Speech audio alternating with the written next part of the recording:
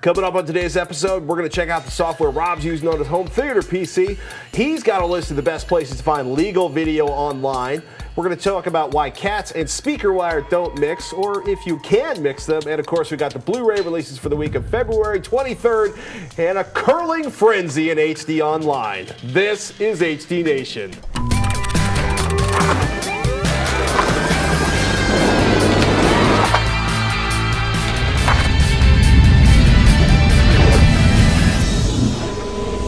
HD Nation.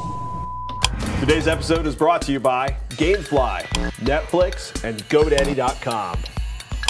Welcome to HD Nation. I'm Robert Heron. And I'm Patrick Norton. HD Nation is your guide to the best in HD content and the best in home theater gear, no matter what your budget is. Blu-ray, online, satellite, cable, over-the-air, thumb drive, whatever. If it's in HD, we like it. Especially right now, the Olympics. Winter Games are on. It's all about live streaming HD curling and other sports like ice skating, skiing, hockey, biathlon, snowboarding. Snowboarding. You've been watching all of the snowboarding.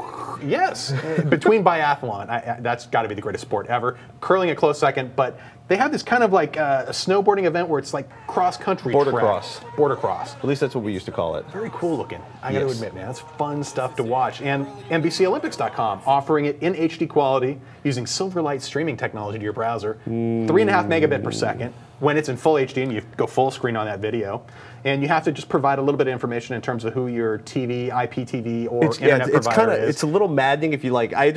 What's my login for my password for my DirecTV account? But once I had that in there, it's 720p-ish. Are we going to call it 720p-ish? I think that's about probably what it is. Okay. It's not. It doesn't go completely full screen. It leaves a little black bar on each side with an ad banner at the top. Right. But the image quality looks pretty darn good if you can deliver that full 3.5 megabit to your video display. Yeah, and I gotta say, I am also a fan of the biathlon, cross-country skiing and shooting. It's a big plus.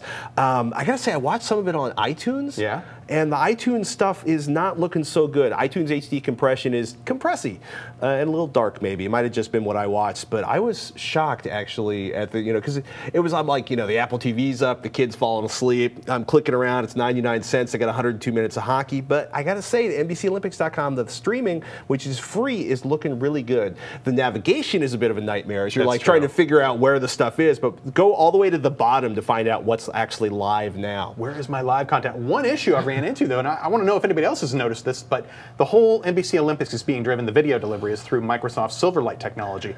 And I'm finding that it is pretty darn taxing in full HD quality on my CPU.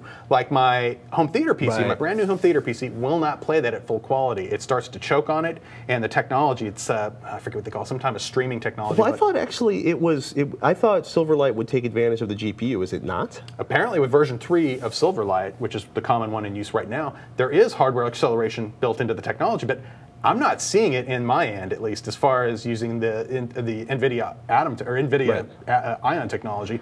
It's not. It doesn't appear to be taking over any of those decoding issues that I'm having. So basically, I get choppy quality, and then it detects that, and then it drops the quality down, the bit rate down, to maintain the good frame rate. So I'm not getting full quality with my low-end hardware. And it's not because we checked it, because I was getting on my notebook, I was getting full HD quality here in the studio, which actually has Intel graphics, which you would think would fall down before the NVIDIA Ion graphics, except it's running like 70% processor on my notebook. If you haven't seen it, by the way, check out iis.net/media/experience smooth streaming. Smooth streaming, that's what I couldn't remember. Which basically is a demo site that'll let you know whether or not you're actually going to get, if you're thinking the Olympics, maybe it's because everybody in your neighborhood is trying to stream NBC at the same time, go up to that website I just mentioned. It's too long to say a second time, and it is in the show notes. Yeah. And it'll give you an idea of what Silverlight should look like on your system.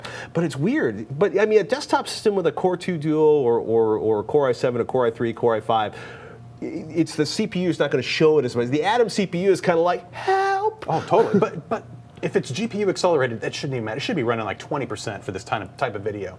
And that's what I'm really kind of curious about. Now, I will say on the smooth streaming demo, the link you just mentioned, I am seeing the exact same thing on their demo website as well. It's a 24 frame per second animation they show you with the graphs and everything right on the screen. It's kind of cool, and you can throttle the bit rate if you want. But if I just let it run, it does the same thing in terms of the frame rate starts to chop, it starts to drop frames. It's like, oh, we don't want to drop frames, so we'll lower the bit rate, reduce the quality, and then boom, yeah, I get the smooth frame rate again, but now I'm half quality in terms of overall detail. I'll call that annoying for the Somebody at Microsoft answer this question for me. Please, or NVIDIA, is GPU or acceleration ATI being used on the NBC Olympics website? And if it's not, is there something we need to download or add on? What do I need to do? Everything's updated, everything's loaded.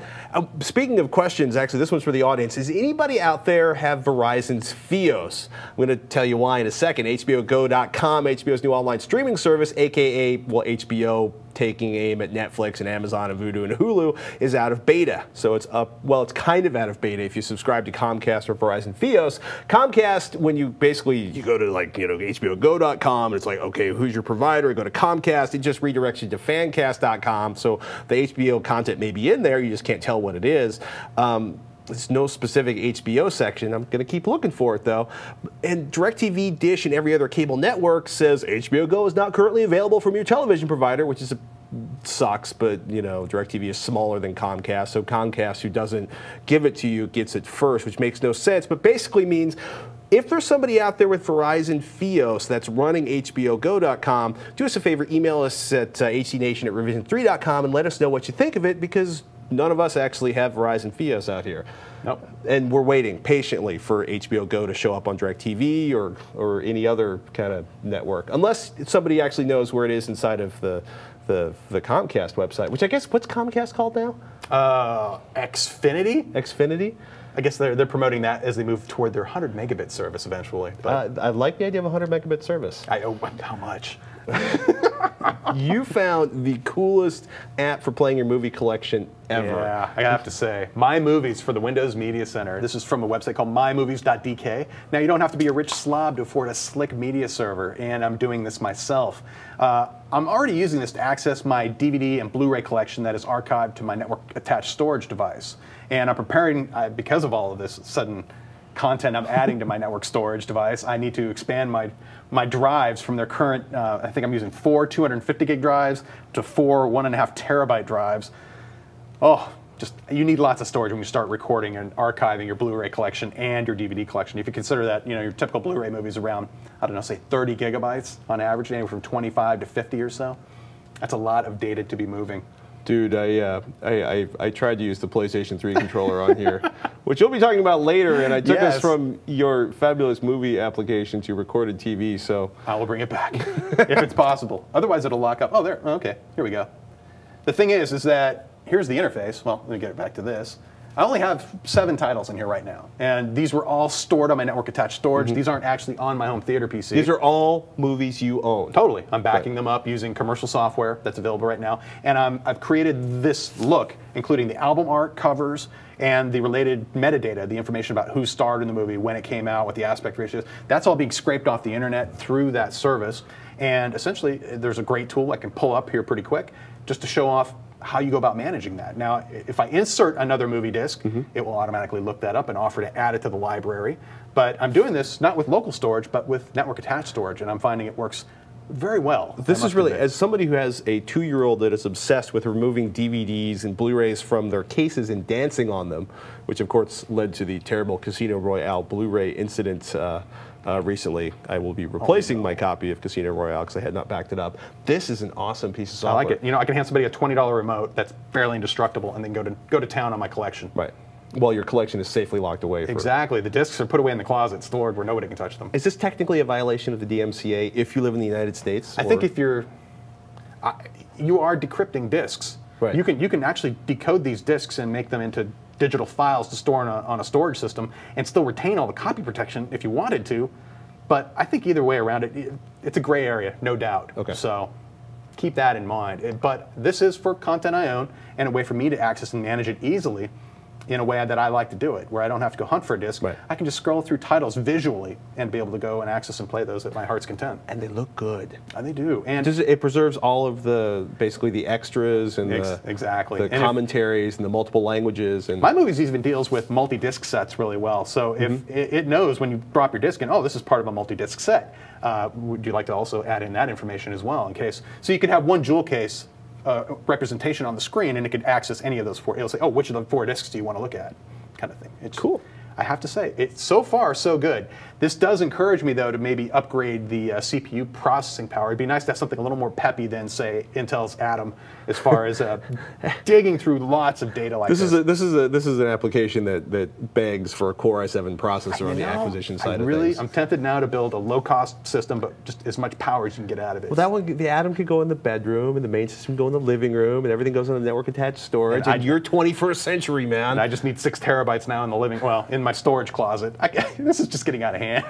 Let us take a moment to thank one of our beloved sponsors that helps us, well, bring the show to you every week. GameFly.com. They're one of the websites that keeps us rolling to you every week. Death, broken hearts, your favorite band taking a little time off. There are bigger disappointments than getting home with a new video game and finding out you've spent $60 on a DVD jam-packed full of gaming. Suck. I can't help you with death or taxes. My dating history is a nightmare, but our sponsor, GameFly, the largest online video game rental service out there, they can help you avoid buying a crappy game. We're talking thousands of new and classic titles across all consoles and handhelds at your fingertips for $15.95 a month. It's easy. You can rent 1 to 4 games at a time. You keep them for as long as you like. 85 hours to finish that game. Don't tell your friends. But you know what? It's no problem because GameFly has no late fees, no due dates, and the shipping to and from your house is always free, so take as long as you like. Once you're done playing a game, send it back. GameFly will send you the next available game on your list. And if you really like that game, you can buy it at a discount, and they'll send you the manuals and all the stuff that came with the game. What's better than that? How about a 2-week free trial? HD Nation fans can score a 2-week free trial if they sign up at gamefly.com/HDNation. Some restrictions do apply. Please see the site for details. But hey, do us a favor. Keep HD Nation coming by trying out our sponsors like gamefly.com. Hey, along with the thousands of suggestions on wireless controls for the home theater PC. And they're still coming. I know, a good flood of them. A lot of you have been asking about legal content online and where to get it. So let's get our top 5 on where I'm finding legal TV online. Ooh. Number 1, Hulu's desktop application. A terrific 10-foot interface is what they call those couch-friendly interfaces that you can apply. Hulu's desktop software basically gives you the same thing you would get by going to the website, but in a couch-friendly interface, and I kind of dig that. I want to see more Hulu and more like, you know, Windows Media Center and Boxy and XBMC. Actually, missed a Lost episode the other week. Went right to Hulu, boom, it was right there. I was able to catch up on my show. Nice. Yeah. Number 2, go right to Netflix. Hey, the lack of HD on the PC side of things is pretty disappointing, but there is Blu-ray disc delivery, and I have to say, I just get it, and get it. And if you have one of those Blu-ray players or other set-top box devices that support Netflix, you then get that HD streaming goodness, or of course the game. It's just not available on a home theater PC yet, or your desktop PC, or your notebook. Bring it. Number 3. Comedy Central. I have to say, the whole website, including Jon Stewart, Stephen Colbert, South Park, I love their streaming code, which is up to HD quality when you view it in full screen. It basically is much like NBC Olympics. It'll match the bitrate to whatever your performance of your network is and give you up to an HD quality stream. It looks really good. 3.5 megabits per second. No, is that kind of like the spec? Like 2.5 is about where they max out at, but it still looks pretty good. It's not like there's a whole lot of. It's not like a hockey game. You know what I mean? Colbert moves, but not that much. This all pales in comparison to Blu-ray, which is upwards of 40 megabit. Anyway, for the YouTube fans out there, there's YouTube XL, and that's youtube.com/XL. Provides a big screen friendly interface so I can watch my Maru the cat videos from the comfort of my couch. Is that the do do do do? No, not keyboard cat. Maru is the coolest cat on the internet. And his owner is just wonderful. Anyway, I'll show you the video. You really have gotten over your cat hate. You will. I love animals. I wish they'd stay off my vehicle. Anyway. And finally, over the air with a simple USB tuner like the one we showed off a couple weeks ago, and the one I have. Looks gorgeous. If you live in the right area and you can pick up these signals, they're free for the taking. And using it with Windows Media Center means I have a good DVR system with a nice channel guide as well, and it works just perfectly. We're going to show you how that looks in a second. I got to say, though, because we're going to come back, we're going to actually show off your home theater setup right now. But only 5? Did we finally learn how to count? Okay, I briefly mentioned NBCOlympics.com. There. While the Olympics is on for the next 12, depending on when you watch this, the next 12 days or so, go check it out. They have clips and shows and live feeds that you can check out right now. I'm not sure if this works anywhere in the world, but if you're here in the US at least, do check it out. I would hope they have it streaming everywhere in the world. I would hope so. I mean, it's also amazing because in some cases they actually have like pretty much unedited coverage where they just let the whole thing roll where you're watching the trials and stuff, which is like, you know, hours of curling and biathlon. Nice. Hey, let's get to the new Blu-ray releases for the week of February 23rd, 2010. Warner Brothers is releasing a whole slew of 2 2-for-1 double features, which you'll either be delighted by or horrified by. We mentioned the Dirty Harry collection last week, but now they're adding yet another option for your Harry Callahan fix with the Dirty Harry / Magnum Force double feature. 2 movies, 2 discs, 1 case.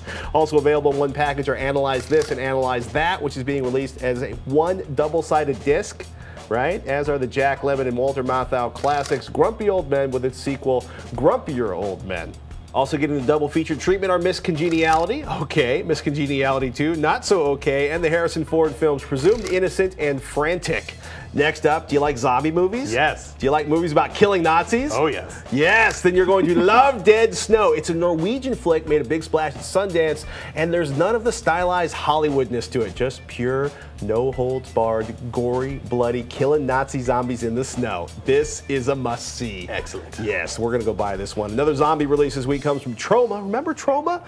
Well, if you're older, you might remember Troma. It's called Poultrygeist, Night of the Chicken Dead, which tells the story of a fast food chicken place that was built on top of an Indian burial ground.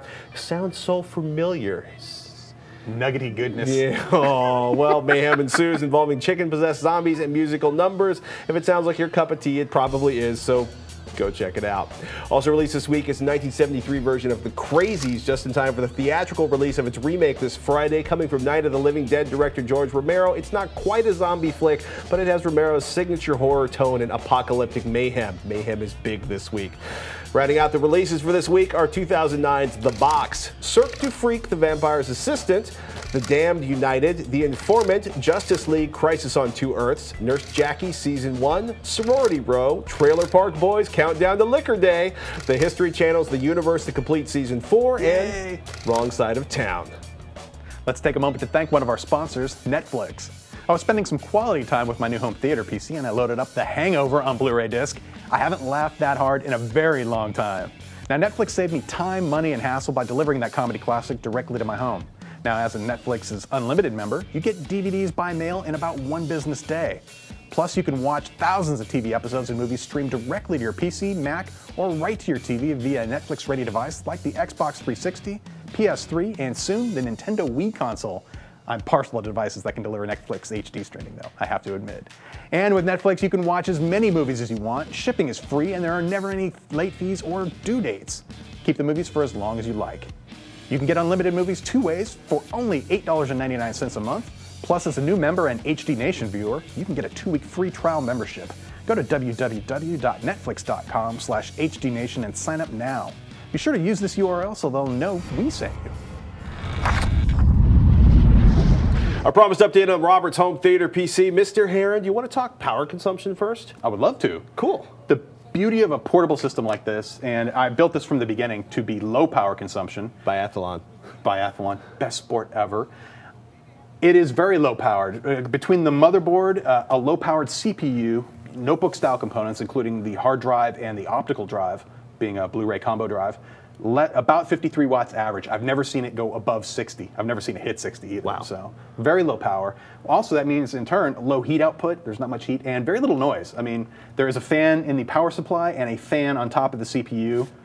You gotta say, like, compared to certainly the Xbox 360 and the first generation PS3, totally, this is silent. A third the electrical usage. Literally over the month, my kilowatt power supply, kilowatt power meter, I should say, actually estimates that I'm going to get about, I think it said for $1.90 for the month. It estimated in terms of usage that I'm currently using and what the energy costs here are in the U.S. on average, which right now it's about almost 12 cents per kilowatt hour. So Kuzmina's killing it in the biathlon. This is from the other day. Sorry. I know who wins. But anyway, yeah, power consumption has been perfect. Control-wise and software loads are still the big items that I'm working on. Getting everything I like. I'm sticking with Bluetooth devices. I don't know why. They seem to be doing really well. You were saying that your favorite remote control right now is the PS3 remote. Yeah, just it has similar buttons to a media center remote. I mean, literally, except for labeling, most of the buttons are identical. But red, green, blue, yellow. And I had it on hand. That was the other thing. And it's a Bluetooth device, so I bought a Bluetooth adapter for this, rather inexpensive one. And it works just great. If I can move the Smarties here. Oh, yes. You put the Bluetooth adapter in the front. Is there any difference in performance? For the keyboard. Oh, okay. So I moved the keyboard's 2.4 wireless, 2.4 gigahertz wireless adapter. I put that on the front just to help see if it was making a difference compared to the back. The keyboard I was showing off last week, the Pyrrhix, This keyboard's actually worked out quite well. I like the layout of it, but I did order a new Logitech PlayStation 3 Media Board Pro keyboard that has the touchpad on the side, and it runs on Bluetooth, just to see if I get slightly better reception. That's really what I'm looking for there in terms of the control aspect of it. Let's talk about the software you're running, right? Because you're pretty much, at the moment, you're sticking with Windows Media Center. This is recorded over the air. Yeah, using that basically K-World tuner that we showed off a couple shows ago, that little USB stick tuner. Which I think is magnetically, the antenna is just stuck right on there. This literally sits in my living room and I pick up full HD quality. I'm actually living in the Bay Area here. It's pretty great in terms of our HD reception. It's a single tuner, of course, so I'm not doing dual tuner goodness, but anything I see that on TV that comes up in the integrated channel guide that Windows Media Center offers, I just click on it, hit record, it's done. And for that, it's just terrific. So what's the response time on this, since I'm completely unfamiliar with, you're going to have to faster CPU would help in this situation. That's one thing I'll say, like here, I'll hit the what would be the Windows button. I say the one dangerous thing about, hold up the PS3 remote, because the one dangerous thing about that is if you aren't thinking in terms of translate, if you can't translate PS3 into Windows Media Center or normal remote control, it's like, do I hit the triangle or the square or the X or the... It's actually fairly intuitive the way, and I talked about that software last week that makes this all work just right. No, but it's like I've never owned a PS3. I look at the PS3 interface on my Blu-ray machine. Have you had the Windows Media Center style remote though? Have you ever seen one of those? They're mostly horrible. They can be, but the button layout is actually quite similar. Like instead of the green button, like you would have with a Windows Media Center style remote, you have the PS3 button, which it maps right to that, and I can bring this up. And my one complaint though I'll say about this is like with the decoding going on in the background. Scrolling is not as fast as I would like it to be. Sure. It can be a little, and if you hold down something and you expect it to start scrolling, that doesn't happen with this controller, and I'm wondering if it does with the Windows Media Center style remotes. I'll loan you one. Oh, okay. I will borrow it and check it out. But I'm sticking with this for a couple of reasons. One, the integrated channel guide and the built-in support for the digital over-the-air tuner.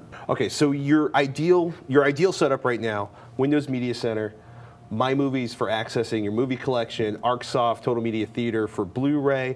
Are you going to play around with any alternatives to Windows Media Center, or are you kind of going to like quit and just tweak? No, I have to take a look at some of the other apps. I mean, there might be something out there that I like even more, and I'm going to start with XBMC, Xbox Media Center. There's a great live CD that's available from a gentleman who calls the project the XBMC Freak disc, and it's essentially, it's a bootable CD you can load up. It's a live CD they call it, and it will load up the XBMC interface, but it's already optimized for Atom and Ion technology. So the drivers that I would need, so a full live CD that actually recognizes Atom and Ion. That's cool. and he's integrated supposedly some. I'm not exactly sure. I'm still reading up on how they're doing it, but apparently they've got Blu-ray support now for playback in Linux. Probably not. It's probably a little on the gray side of things, but it apparently DVD works. Playback, and for the most, it accepted certain originally was gray. It was black. It was illegal. So I've got that too. There's also Sage TV. I don't know if we mentioned that just now, but that's definitely another app I want to take a look at. I want to look at those kind of tools to see how they compare, and maybe one will give me a better experience. But having the TV tuner and having the channel guide information provided by Windows Media Center, that's one of the big things for me right now. And just the ability, like we were talking about in terms of importing music and managing your movie files and your other discs and other multimedia content. I gotta say, Windows Media Player or Windows Media Center on Windows 7 is doing a pretty good job of all that right now, but it doesn't keep me from not wanting to check out other projects as well.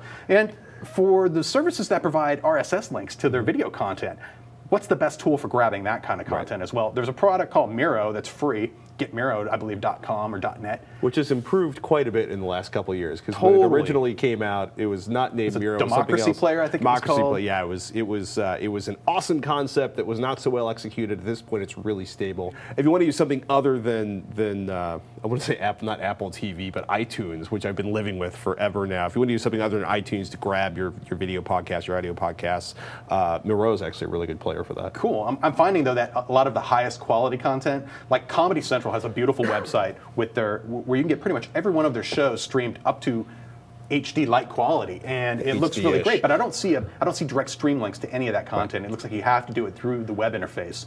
So for that, I'm still using a browser. That's because they're trying to control your access to it, because they want to keep you from downloading it. They want to keep you from storing it. They want to make sure they roll a video in front of it every time, and they want to make sure they get paid for it. And the easiest way to do that is by live streaming it, probably through Flash or Silverlight, and pre-rolling an ad every time. Now that you've said that, I now realize I will probably never see RSS links to my highest quality content, at least not for free. Well, maybe. Because they could do RSS links to let you to tell you that new videos are available. They're just not going to probably do RSS links to let you download it to your system until there's some sort of all-in-one encapsulated tracking system that will, you know, micro payments, and yeah, we're still dreaming on that one. Lenovo, by the way, if you were talking about the PS3 remote and your wireless choices. Lenovo finally added the multimedia remote with keyboard to their US website. I want to thank Josh from Georgia for the heads up on that. So you no longer have to go to eBay to get one that somebody brought over from China. It's $60, and I think I'm going to order one of those while I'm waiting for the Boxy remote to hit the street. And you've been all over Amazon.com doing what? Yeah, I have to say, we had one of our viewers write in about, hey, were you aware that you can perform a great search on Amazon's Blu-ray titles, and you can basically filter it by titles that cost less than $10. And I have to say it's easy to do, and I've already found 4 titles that were just gems that I just said, you know what, I want those in my collection. And the fact that they were under $10, some were as low as I think $6, it was just like, ta-da, that's what I wanted. And you know what, it's easy, it's simple, and it can save you some bucks to get some content you probably want. It's like rental prices. So, you know, it's not the latest, greatest titles, but there's probably a few things in there that you'll want. We're going to have a link to that up in the show notes. We're going to call that this week's Recession Selection.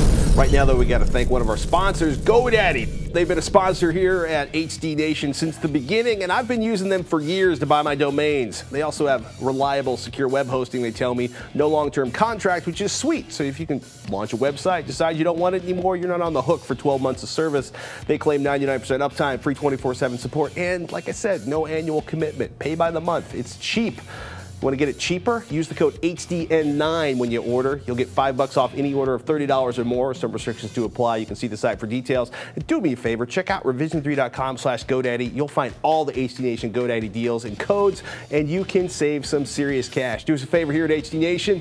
Get your piece of the internet at GoDaddy.com and use one of those HDN codes. When you do, you'll be getting the deal, and you'll be keeping us on the air. We got ourselves a question from Sukumar, who wrote, "Hi, Robert and Patrick. I have noticed that some Blu-ray titles are very grainy, particularly noticeable in darker shots.